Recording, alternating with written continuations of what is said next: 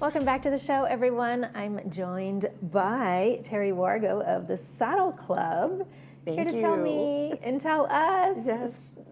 Sounds like an amazing story.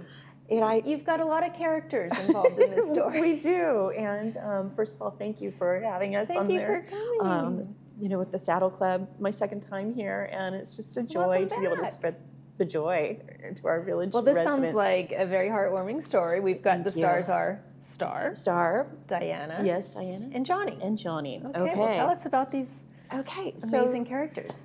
I'm going to read to you a little bit. Diana Sidtis, who also boards her horse at the Laguna Woods Village Equestrian Center.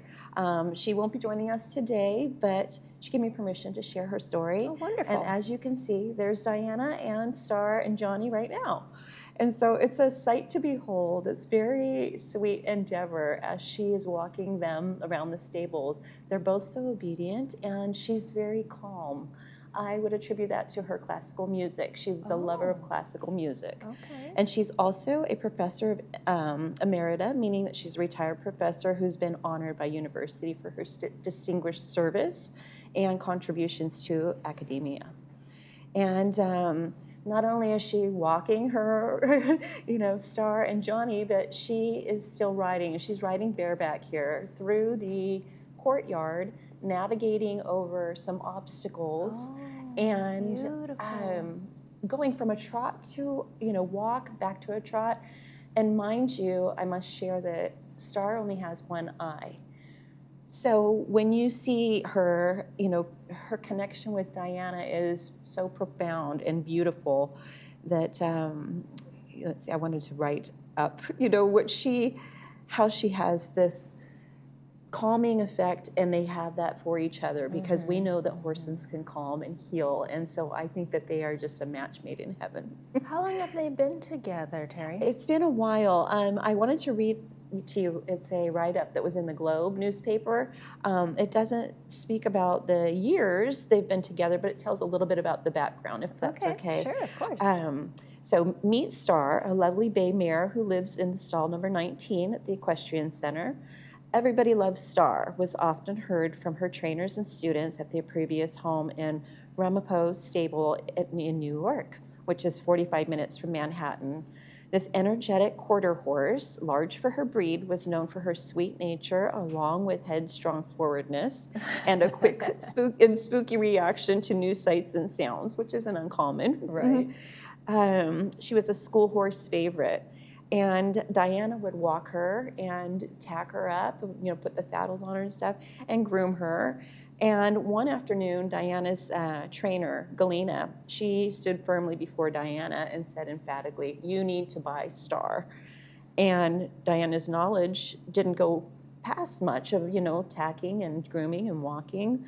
But how could she resist when you look at that beauty? Right. And it was time for them to move to Orange County, and Diana and her husband chose Laguna Woods Village because of the Equestrian Center, which is such a sacred space, and we know that.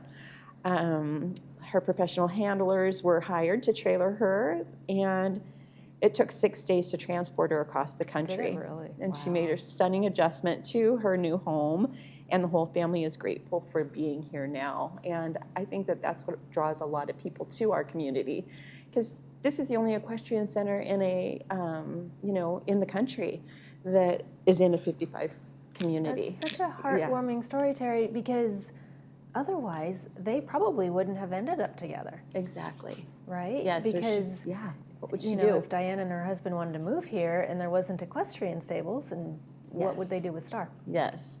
And so I wanted to share with you too, because this is how I got to writing about Diana. I'm a volunteer at the stables, and I was intrigued to watch her ride Star perfectly, navigating, as I said, the courtyard over those obstacles, and their connection.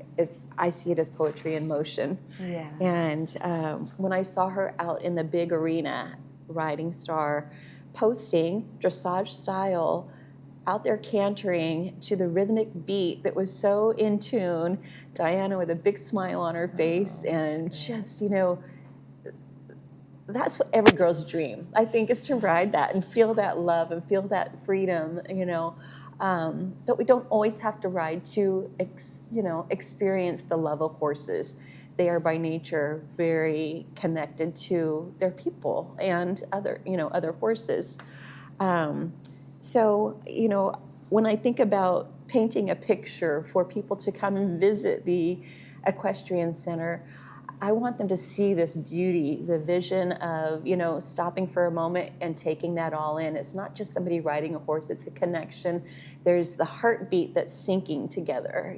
There's so many things that are going on in one moment, and if we just see it and we go, oh, that's beautiful, but know that there's healing elements, in play.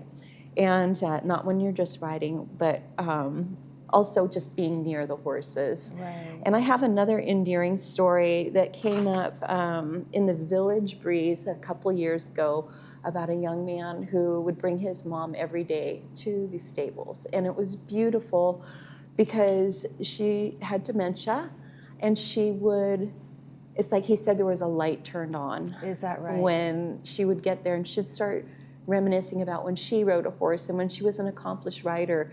She even told the director, you have good form. I like the way you're, lunging her.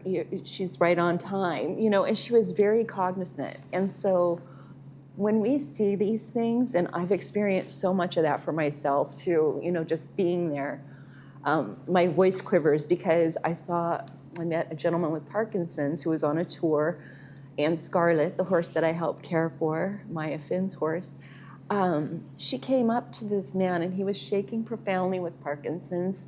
She came up and put her head right against his heart. He immediately calmed. Really? He got tears flooding from his eyes. He said, I will never forget this moment in all my life. He said, this is the calmest I've felt. And so I said, please come back for another tour anytime. And another treatment. Absolutely, Right. And I saw a daughter and her father, excuse me, come for a tour. And he was not real engaged until a horse came by him and got close. And he just started talking and connecting with his daughter. She said more than he had connected in a long time. He was connecting with the horse. He was so, like she said, a glimpse of my father. Oh, Yeah, wow. of what he, Sounds like a lot of healing goes on over there's there a lot at the of healing. Equestrian Center. Yes, and I have to share this because when you walk through the door or the gate, you will see on our bulletin board hanging up, there's a sign that says, God made doctors to heal the body, but he made horses to heal the soul.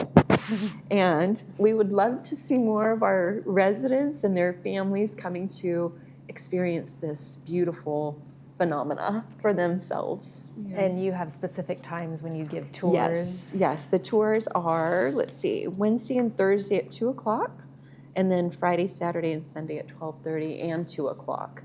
Fantastic. And so we, are always welcoming.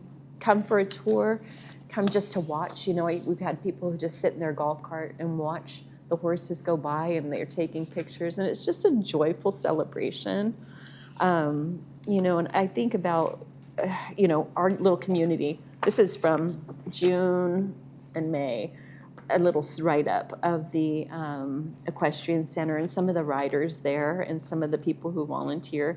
It's just a nice way to connect with our community, and what better place than in a healing grounds. Well, and I think you've done just that for our viewers this morning, Terry. Thank you so much for sharing those beautiful stories and for coming on the show again today.